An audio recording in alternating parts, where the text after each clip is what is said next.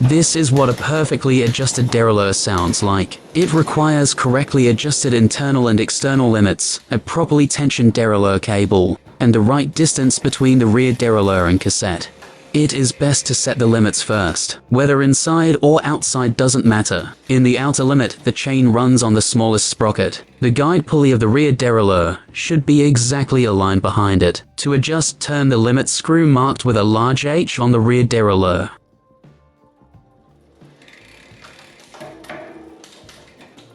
Now move the chain to the largest sprocket to set the inner limit.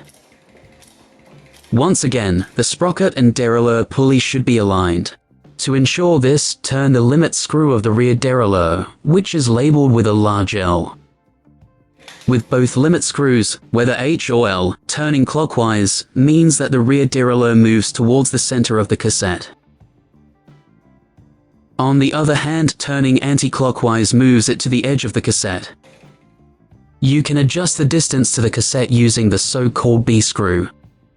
You can use a guideline as a reference, which is embossed on the rear of the derailleur cage on Shimano 12-speed rear derailleurs and Link-Glide rear derailleurs. This line must be at the same height as the teeth of the largest sprocket.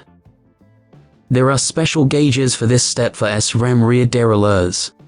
If you turn the B-screw to the right, the distance increases. If you turn it to the left, it decreases.